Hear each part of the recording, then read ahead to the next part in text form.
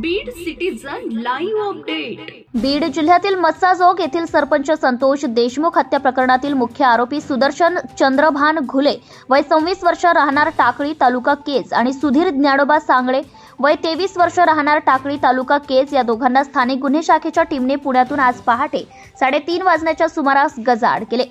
सापळा रचून मोठ्या शिताफीने या दोघांना बेड्या ठोकण्यात आल्या असून आज सकाळी त्यांना बीड जिल्ह्यात आणण्यात आले होते।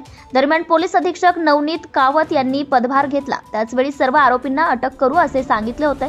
त्याप्रमाणे एसपी साहेबांनी सांगितले त्याच पद्धतीने त्यांनी तांत्रिक कौशल्याचा वापर करून आरोपींना पकडून दाखवले। या दोघांनाही आज दुपारी सीआयडीच्या पोलीस उप अधीक्षक अनिल गुजर यांच्या ताब्यात पुढील तपासासाठी देण्यात आले आहे। तर दोघांकडील पैसे संपले, दुसरीकडे जाण्याचा बेत तेवढ्यातच पोलिसांनी गाठले। सुदर्शन घुले आणि सुधीर सांगळे हे दोघे पुण्यात असल्याची माहिती पोलीस तपासात समोर आल्यानंतर स्थानिक गुन्हे शाखेचे पोलीस निरीक्षक उस्मान शेख यांच्यासह एक विशेष पथक पुण्यात गेले।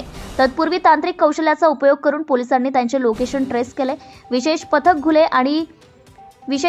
घुले आणि सांगळेला पकडण्यासाठी गेले असता दोघांकडील पैसे संपल्याने ते दोघेही दुसरीकडे जाण्याच्या बेतात होते। तेवढ्यातच पोलिसांनी त्यांच्यावर झडप टाकली आणि गजाआड केले।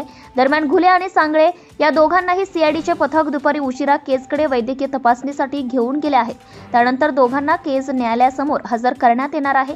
दरम्यान सरपंच देशमुख यांचे अपहरण करण्यासाठी आरोपींना लोकेशन देणाऱ्या सिद्धार्थ सोनवणे राहणार मस्साजोग यालाही अटक करण्यात आली आहे। संतोष देशमुख यांची हत्या झाल्यानंतर सिद्धार्थ सोनवणे हा गावातच होता। अंत्यविधीला देखील तो उपस्थित होता। देशमुख यांचे अपहरण करण्यापूर्वी कोणीतरी जवळचा व्यक्ती आरोपींना लोकेशन देत असावा असा संशय पोलिसांना होता। त्या अनुषंगाने सोनवणे याला ताब्यात घेतले आहे। सोनवणे हा घटनेच्या 2 दिवसानंतर गावातून फरार झाला होता।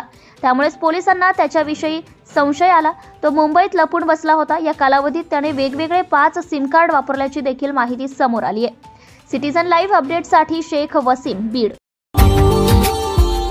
Subscribe now and press the bell icon. Never miss an update.